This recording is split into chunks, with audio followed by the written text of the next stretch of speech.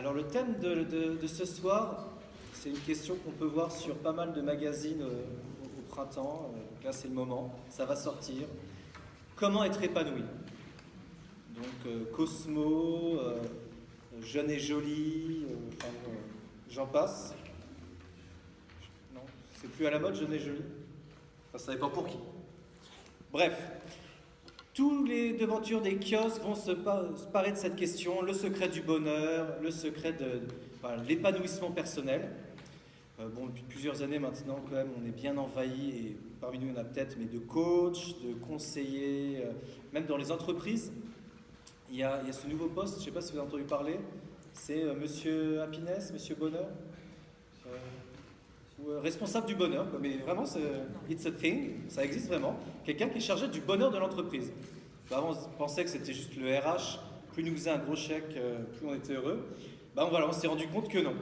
Et c'est bien, on évolue quand même après, 2000 ans après Jésus, on se rend compte que, il n'y a pas que le RH qui peut me rendre heureux, parce que je peux faire un burn-out, le fameux burn-out, une dépression, même si j'ai un gros chèque à la fin du mois, quoi.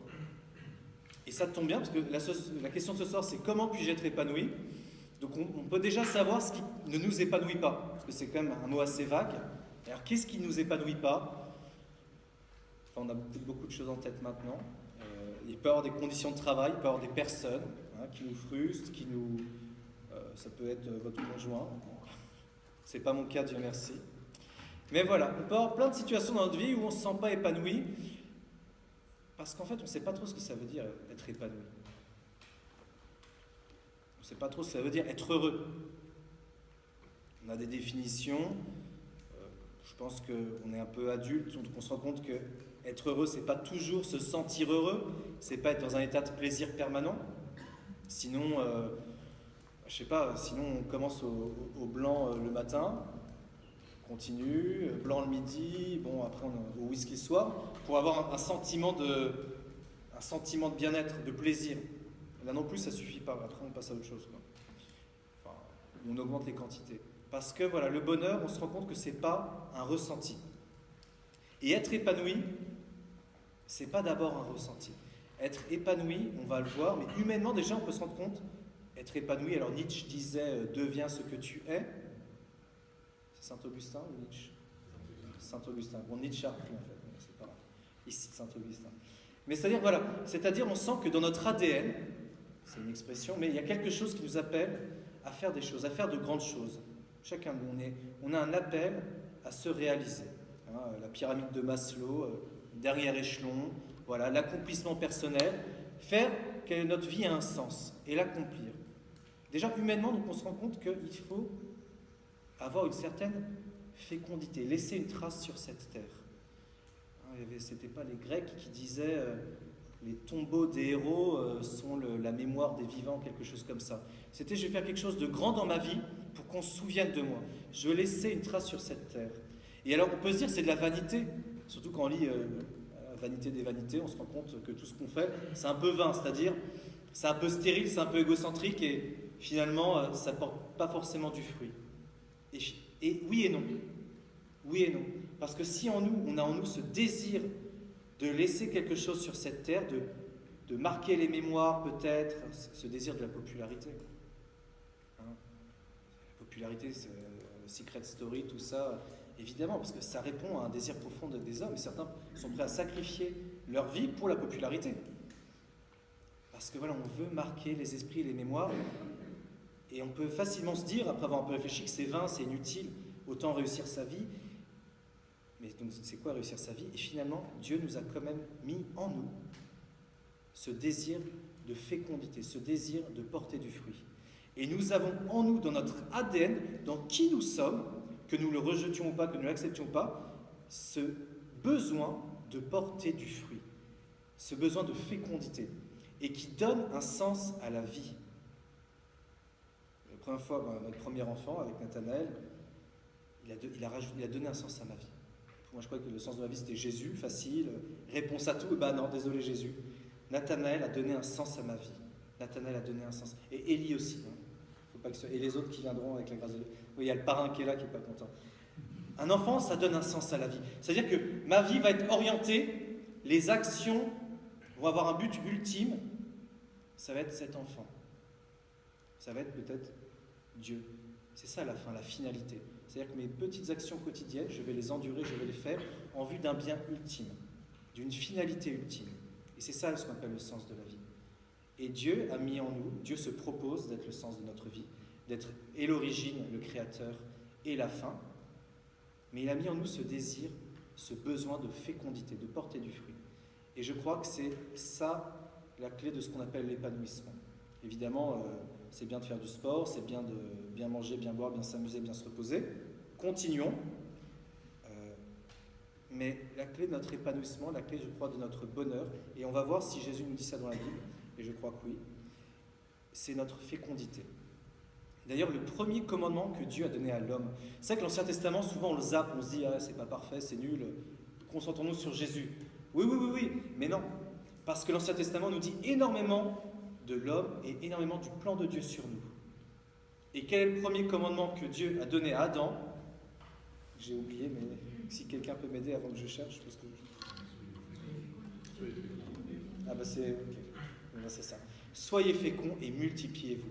C'est dans notre ADN. Alors humainement, oui, évidemment, même animalement. Ce qu'on apprend en philosophie du vivant, c'est-à-dire la base, la première entité philosophique, quand on fait la philosophie du vivant, l'être vivant, il y a une croissance, une phase de croissance, une phase de maturité et une phase de fécondité. Évidemment, alors oui, pour les petites, les jacinthes, j'ai allé à des jacinthes hier, une petite jacinthe, un petit bulbe, ça fait une autre jacinthe. Et ben voilà, la jacinthe, elle est contente. Elle a atteint le sens, le but ultime de sa vie, c'est de faire une autre petite jacinthe. Ou le chihuahua, quoi. Le chihuahua, il est content, et au coin du feu, il est content, mais il se sera vraiment accompli en tant que chihuahua quand il aura fait d'autres petits chihuahuas. Voilà. Donc les êtres humains, on a ce désir de fécondité en nous, humainement. Or, et ça peut être la bonne nouvelle pour certains qui ne vivent pas cette fécondité-là, parce qu'elle est importante, mais elle n'est pas, c'est ce qu'on verra avec Jésus, elle n'est pas ultime, parce que Jésus a dit en Jean chapitre 10, verset 10, « Je suis venu pour que les hommes aient la vie et qu'il l'ait en abondance. » Et quand Jésus nous parle de ça, il nous parle de sa fécondité. Jésus est fécond. Jésus est fécond dans toute sa vie, Jésus est fécond à la croix, et il n'a pas eu besoin de se marier pour être fécond. Alors ça, vraiment, c'est l'anthropomorphisme primaire. C'est justement qu'on n'a pas compris que Dieu vient nous donner une vie qui est au-delà, qui est en plus de notre vie humaine. Donc voilà ce qui a été dit à Adam, soyez féconds, multipliez-vous, remplissez la terre, nommez les animaux, faites plein de trucs sympas. C'est super, c'est vraiment super. Sauf que Jésus nous demande, et on va voir la même chose, dans l'ordre de la vie spirituelle. Mais Jésus a dit de lui-même, je suis venu pour que les hommes aient la vie et qu'il y ait en abondance. Et c'est en fait quand on voit quelqu'un d'épanoui, on croit que qu'est-ce qui fait qu'on va dire quelqu'un est épanoui? Bon alors il a l'air heureux, il a l'air bien, il a les dents blanches, il a une X5, c'est bien à Boulogne pour se garer le 4x4 X5. Peut-être si vous en avez un, c'est très bien. Mais quelqu'un d'épanoui, j'ai beaucoup réfléchi, et dites-moi si je me trompe, mais il ne va pas nous faire mal nous sentir. C'est-à-dire qu'il y a des gens, en leur présence, ils vont vous mettre mal à l'aise, ils vont un peu critiquer, ou même vous critiquer, ou vous allez vous sentir un peu rabaissé. Et vous n'allez pas sortir en disant « Ah bah lui, il est vraiment épanoui ». Non, parce que lui, justement, pour se sentir bien, il a eu besoin de bien vous enfoncer la tête quelque part. Inconsciemment ou pas. La personne épanouie, on dit « Ah bah il est épanoui, parce que quand je suis à côté de cette personne, je me sens bien. Il m'a prêté de l'intérêt, et j'avais l'air intéressant à ses yeux. » Je crois que c'est un peu ça, quelqu'un qu'on trouve vraiment épanoui. Sinon, on trouve qu'il y a quelque chose qui manque. Et ça tombe bien, parce que quand Jésus... C'est énorme, parce que Jésus, c'est l'épanoui, quoi. C'est avec un grand E. D'accord ? C'est celui qui est parfaitement accompli, épanoui dans un sens. Et Jésus a dit qu'il est venu nous donner la vie en abondance. Cette vie spirituelle. Alors on va se dire, mais comment ça se fait que Jésus, tout le monde ne se sentait pas bien à côté de lui? Ça, c'est ce qu'on avait vu dans les précédentes bonnes nouvelles, c'est qu'il y a un combat. Il y a un combat. Saint Paul dit que nous sommes le parfum de bonne odeur pour les amis de Dieu, et pour les démons, nous sommes Nous sommes très désagréables quand on est unis à Dieu, d'accord? Donc il y a un combat. Mais quand on est un disciple de Jésus, quand on est épanoui, on va donner aux autres ce dont ils ont besoin. On va élever les autres et on va les aimer. On va les aimer. On va se dire, mais comment on fait pour les aimer? Mais parce qu'on a cet amour en nous. Et comment on fait pour avoir cet amour pour tout le monde, pour tout le monde? Comment on fait pour l'avoir en nous? Eh bien, on ne va pas se forcer à aimer, justement. On ne va pas se dire, je vais aimer les autres. Je ne sais pas si vous avez déjà essayé de faire des efforts pour les autres. Moi, j'ai un peu abandonné, mais je vais vraiment essayer d'aimer cette personne, je vais vraiment essayer de l'aimer. J'y arrive pas par mes forces. Parce que l'amour de l'autre, je crois, alors peut-être que, pardonnez-moi si je me trompe, mais l'amour de l'autre est le fruit, c'est un fruit. C'est le fruit de la présence de l'Esprit Saint en nous. Parce qu'il est dit que l'amour de Dieu a été répandu dans nos cœurs par le Saint-Esprit qui nous a été donné. Romains 5, 5. Romains chapitre 5, verset 5. L'amour de Dieu a été répandu dans nos cœurs par le Saint-Esprit qui nous a été donné. Et c'est cet amour de Dieu qui est présent parce que j'ai choisi de suivre Jésus et de l'aimer, d'aimer Dieu et d'aimer mes frères, qui va rejaillir en fruit, qui va me faire aimer les autres. Et quand j'aime les autres, ils se sentent bien à côté de moi, oui. Parce que quand j'aime l'autre, je ne l'aime pas juste en disant « je t'aime », non, je l'aime en le servant. Je l'aime en lui donnant ce dont il a besoin. Et une des premières choses dont les gens ont besoin, c'est de l'attention, de mon attention, de mon écoute. Et quand je suis amoureux, voilà, tout ce que dit l'autre, c'est formidable, quoi. Raconte-moi une 5e fois ta journée. J'ai eu du mal on est amoureux, donc on a envie de prêter attention, on a envie que l'autre soit l'objet de notre affection, et c'est normal, c'est un fruit de ce sentiment amoureux. Mais le fruit de la charité, de la présence de l'Esprit Saint, c'est cet amour, c'est cet intérêt pour l'autre. Et donc oui, quand on est épanoui, c'est parce qu'on est uni à Dieu, et le fruit de cette union à Dieu, d'être rempli d'amour pour Dieu, c'est qu'on va aimer les autres. C'est pour ça qu'on sait rapidement si on est épanoui ou pas. En fait, Jésus a dit, on reconnaît un arbre à ses fruits. C'était très spirituel. Merci Jésus de nous avoir dit ça. On reconnaît un arbre à ses fruits. Et saint Paul nous dit, voilà, les fruits de l'Esprit Saint, en Galates 5, 22, l'amour. Le fruit de la présence de l'Esprit Saint, c'est l'amour. Voilà, pas l'amour, évidemment, l'amour, le vrai amour dont on avait souvent parlé. Cet amour de Dieu, cet amour réel. Mettre l'autre en premier. La joie. On ne cherche pas la joie pour la joie. Il suffit de regarder ceux qui vont s'amuser en soirée, mondaine ou pas, ou étudiante ou pas, peu importe, mais quand on se force à être joyeux, c'est d'un triste. C'est glauque, quoi. Quelqu'un qui se force à être joyeux, c'est très triste. Parce que la joie est un fruit. La joie est le fruit de la présence de l'être aimé, de la présence de Dieu. Quand je suis avec l'être aimé, je suis joyeux. Je suis heureux. Quand je me remets en présence de Dieu, de mon essentiel, ce fruit de joie vient naturellement. Et même dans des moments très difficiles. Bon, je n'ai pas assez souffert pour en parler, mais regardez les grands saints qui ont toujours ce sourire aux lèvres. Et pas un sourire forcé, justement. Ce sourire de savoir qu'ils sont dans la présence de Dieu et qu'ils font ce pourquoi ils ont été faits. Porter du fruit, être fécond. Spirituellement, comme Jésus était fécond. Et on va voir ce que c'est que cette fécondité spirituelle. On va aller tout simple. On va continuer à voir quels sont les fruits pour savoir est-ce que je suis épanoui. L'amour, la joie, la paix, bien sûr, la paix. La paix de Jésus qui arrive à s'endormir sur une barque en pleine tempête. C'est pas de l'insouciance, c'est un peu de l'insouciance quand même. L'insouciance évangélique, on va appeler ça.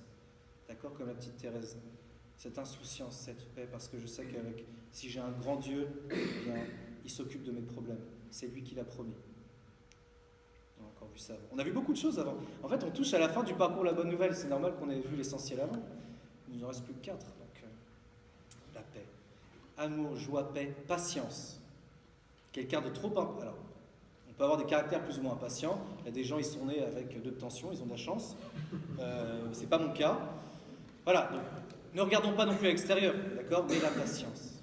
C'est-à-dire, je vais attendre. Et pas seulement attendre que l'autre ait fini de parler, attendre le temps de Dieu. On avait vu ça la dernière fois dans la prière. Attendre le temps de Dieu. La patience. Sois patient. Pas tout de suite. Dieu ne nous éduque pas comme ça. Et Dieu n'est pas comme ça. Dieu est patient. Si Dieu n'était pas patient, il aurait déjà rasé la moitié de la terre. Le bon grain est livré.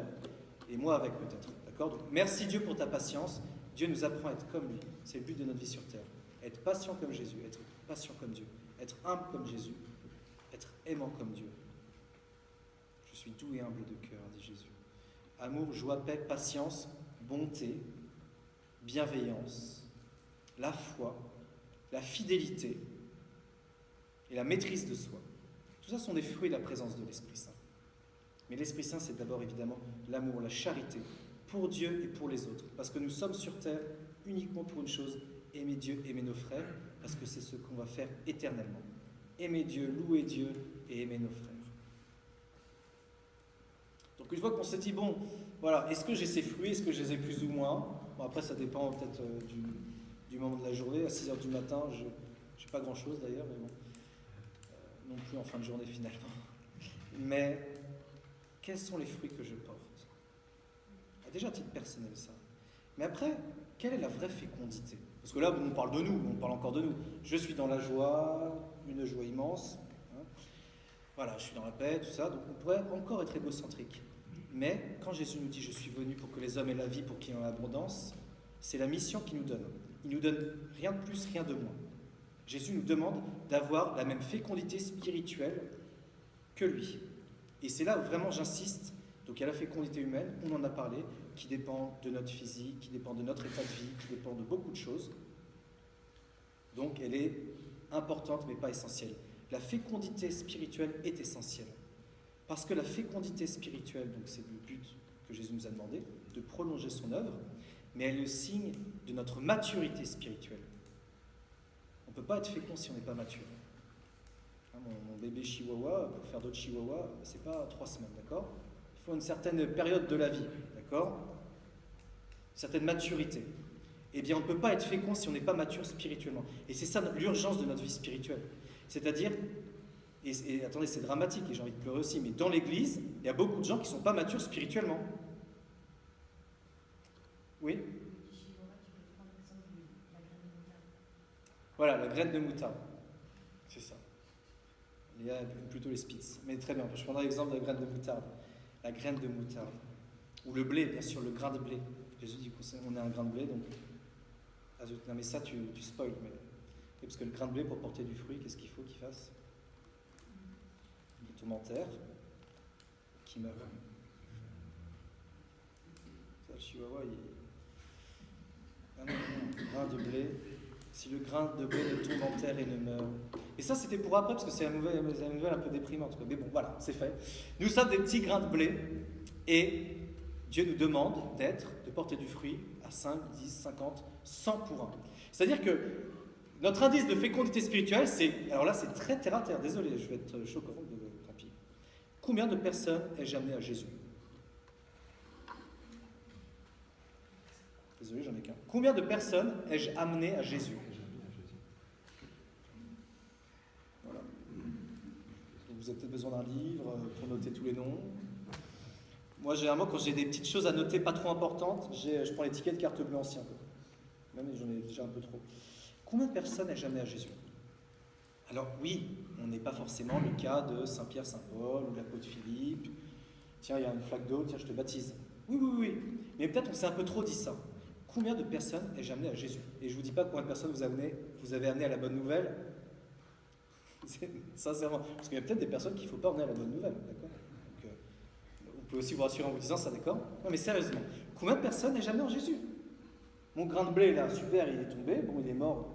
Ah non, parce que si on meurt, on porte du feu, on n'a pas le choix. Donc peut-être qu'il n'est pas encore assez mort. Attendez, ne mourrez pas tout de suite. Combien de personnes ai-je amené à Jésus? Ça, c'est notre indice. Parce que nous sommes faits pour porter du fruit.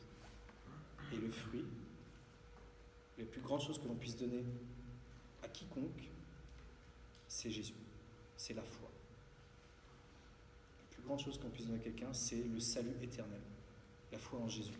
Je crois que si on compare tout, oui évidemment, c'est bien de donner des sandwichs à ceux qui ont faim, visiter les pauvres, les malades, les prisonniers, évidemment, Jésus le rappelle, mais la plus grande, et même Paul VI dans l'Évangile nous dit, mais la plus grande chose que l'on puisse donner à quelqu'un, c'est la foi en Jésus. Je sais que ce n'est pas du tout relativiste, postmoderne, en disant mais quoi que tu crois, ça ira bien. Jésus n'est pas venu sur terre, il n'est pas mort pour ça. Sinon, il serait resté tranquille au ciel, et il aurait dit vous irez tous au paradis, tranquille. Non, il est venu sur terre. Là, c'est quand même assez difficile quand on est Dieu de devenir un homme. C'est pas très agréable. Il en est mort pour mourir à notre place. C'est qu'il y a vraiment une nécessité du salut. C'est qu'il y a vraiment un besoin. Nous avons besoin d'être sauvés. Et nous sommes, alors, comme nous avons la foi, nous suivons Jésus, donc on est sur le canot de sauvetage, super, mais sauf qu'il y a de la place. C'est le cœur de Jésus, la taille du canot de sauvetage, donc à peu près, on peut mettre toute l'humanité. Mais après, c'est à nous de mettre Diane et les hommes. Évidemment, peut-être qu'il y a des gens, vous leur aurez fait juste un sourire dans le métro, et se convertiront 20 ans après. Et vous le verrez qu'au ciel, ça. Amen. Amen, amen. Très bien, alléluia. C'est pour ça que la liste, déprimez pas tout de suite, hein. Elle sera peut-être beaucoup plus grande que vous ne le pensez. C'est comme, vous savez, il y a une petite fleur, je ne sais pas comment ça s'appelle. On aime bien souffler dessus pour essaimer le pollen. Mais non, c'est pas du pissenlit. C'est pissenlit. C'est filmé, bon, on coupera au montage. Mais les pissenlits, c'est génial, on souffle le pissenlit. Mais voilà, il porte du fruit, il ne sait pas où. Voilà, il peut retrouver des petites pissenlits un peu partout ailleurs. Donc voilà, votre fruit, ne le mesurez pas. Ne vous dites pas, ah super, j'ai forcé quelqu'un à aller à la messe, je l'ai dégoûté de la foi chrétienne à vie, mais j'ai forcé quelqu'un, donc j'ai noté dans le petit carnet. Je vous en prie, d'accord? La mesure de l'évangélisation, c'est l'Esprit Saint. C'est pas vous, c'est pas bon. D'accord? Donc soyez attentifs à ce que l'Esprit Saint nous dit. Mais n'oublions pas ce que Jésus nous a dit, et c'est pour ça que je ne voulais pas dire de quel passage j'avais besoin, parce que c'est Jean 15. Voilà, Jean 15. Évidemment, le grand classique du portage de fruits. C'est Jésus qui, juste avant de mourir, donc, nous dit l'essentiel. À chaque fois, c'est magnifique. Relisons les évangiles. Et là, Jésus, en Jean 15, nous dit cette fameuse image qu'on connaît bien, mais plus c'est simple, en fait, plus moins on comprend. Parce que quand Jésus nous dit, vous allez voir, évidemment, on la connaît. Moi, je suis la vigne véritable, et mon Père est le vigneron. Tout sarment en moi qui ne porte pas de fruit, il l'enlève. Et tout sarment qui porte du fruit, il l'émonde, pour qu'il porte encore plus de fruits. Demeurez en moi comme moi en vous. Parce que le sarment ne peut porter de fruits par lui-même s'il ne demeure pas sur la vigne. Ainsi vous non plus, si vous ne demeurez pas en moi. Ensuite, moi je suis le sarment. Celui-là qui porte beaucoup de fruits demeure en moi. En fait, Jésus se répète, mais parce que c'est tellement simple. Tant que nous sommes éloignés de Jésus dans la prière, éloignés de Jésus parce qu'on a plein d'autres choses à faire, eh bien nous ne pouvons pas porter du fruit. L'unique manière pour nous de porter du fruit est de rester unis à Jésus. Unis à Jésus dans la prière, dans l'intention de vouloir le suivre et le servir chaque jour. Évidemment, on ne prie pas suffisamment, évidemment, mais on peut rester en lui si on choisit d'agir pour lui. Même si on agit pour nous, on dit Seigneur, vois la petite intention qui était de te servir, de te suivre. Et une fois qu'on est unis à Jésus, on porte ce fruit. Et c'est pour ça qu'on est sur terre, c'est pour ça que Jésus était sur terre. Techniquement, le cep ne peut pas porter de fruits. Je sais pas si vous voyez le cep, donc c'est la grosse racine, qui est extérieure. Et les grains de raisin, ils poussent uniquement sur le petit sarment, sur la petite tige verte. C'est-à-dire que Jésus a décidé d'avoir besoin de nous pour sauver l'humanité. Ne nous disons pas, il est tout puissant. Oui, merci. Il est tout puissant, mais dans sa toute puissance, il a choisi de passer par nous pour porter du fruit. C'est une responsabilité magnifique qu'il nous donne. Nous ne sommes rien par nous-mêmes, mais en lui nous porterons ce fruit. Alors amour, joie, paix, évidemment, mais en lui nous amènerons des âmes à Jésus. Et c'est la plus belle fécondité qu'on puisse avoir. Alors oui, la fécondité humaine est formidable, on l'a, Dieu merci, ou on ne l'a pas, Dieu merci. Mais la fécondité spirituelle est nécessaire parce qu'elle fait partie du sens de notre vie et qu'elle est le signe de notre maturité. Parce que espérons que quand notre cœur va s'arrêter de battre, bien sûr, eh bien on soit mature pour le ciel, on soit prêt, qu'on ne soit pas des gros bébés, quoi. Qu'on ne soit pas des gros bébés qui se sommes nourris chaque dimanche à la messe de l'Eucharistie, de la parole de Dieu, mais qu'on ne l'a jamais mise en pratique. Qu'on s'est nourri, mais finalement sans vraiment aimer en pratique. C'est-à-dire qu'on reste immature. Je prie et prions tous ensemble pour qu'on rentre au ciel de manière mature, qu'on ait le cœur à la taille que Dieu voulait pour qu'on puisse aimer l'éternité, qu'on profite à 100% du bonheur que c'est d'aimer Dieu et de ressentir les bienfaits de cet amour. Parce que là, on ressent que notre corps, c'est un peu limité, quoi. Et quand on ressentira notre âme, on la sentira, on sentira l'aspect de la béatitude, on sentira les bienfaits jusque dans notre corps glorieux, dans notre âme, d'être unis à Dieu. Et ça, tous les sentiments, les sensations qu'on peut avoir humaines sont incomparables par rapport au bonheur d'être unis à Dieu. Et ça, on le sentira évidemment quand il y aura un petit détachement qui va s'opérer. Ça va bien se passer. Enfin, ça va se passer comme un accouchement, quoi. C'est pas très agréable, mais on est content d'être sorti. Peu après. Là, ça va être pareil. C'est un peu difficile, l'âme et le corps se séparent, mais on va vraiment être dans cette plénitude de Dieu. Et ça va être magnifique, quoi. Mais entrons de manière mature, soyons prêts. Et comment on fait pour être mature? Vous savez, c'est 5 piliers de la foi chrétienne qui nous permettent la prière, la vie fraternelle, la formation, le service des autres dans l'Église et l'évangélisation.